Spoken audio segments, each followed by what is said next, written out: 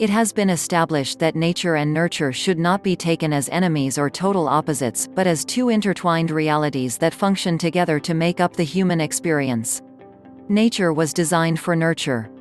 Many recent and notable studies have documented the effects that early childhood experience can have on both the physical and chemical makeup of the brain. In particular, childhood abuse and/or neglect can permanently alter an individual's physiology. These physiological changes may lead to a greater likelihood of the person suffering from depression or anxiety later in life. Groundbreaking results from a major study of depressed women in the U.S. have shown that women who were abused as children have abnormally elevated hormonal responses to stress compared to women with no history of abuse.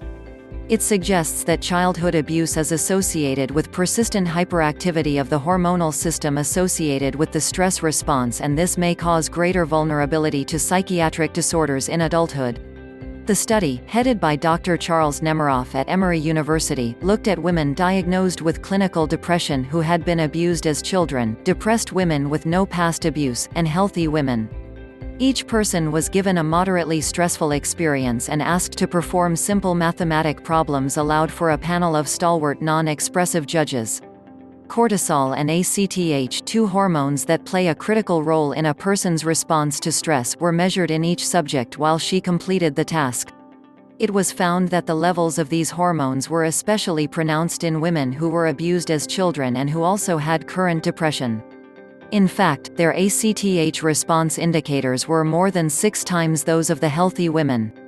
In addition to high levels of stress hormones, other studies by the same group found that women who had been abused as children had abnormal development of the brain's hippocampus, which suggests another physical result of early abuse that could lead to permanent brain abnormalities in later life.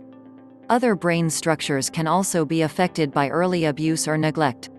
While the basic unit of the brain is in place at birth, neuronal pathways for the body's reaction to different experiences are still developing.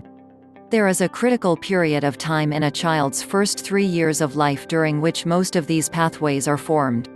If a child receives primarily negative stimulation early in life, pathways for forming lasting relationships and responding to positive experiences can be stunted or destroyed. While this may be a reaction to help the child survive, it can cause permanent difficulties for the individual. Other research shows that the brains of severely neglected children tend to be smaller than average, with underdeveloped areas in the cortex. The long-term implications of this are still being examined, but it shows one more way in which nurture or lack of it can affect a person's biological makeup. The knowledge that nature and nurture are two crucial aspects to a person's health will undoubtedly prove to be a very useful tool in the research and treatment of psychiatric illness, and may lead to even more effective treatments in the future.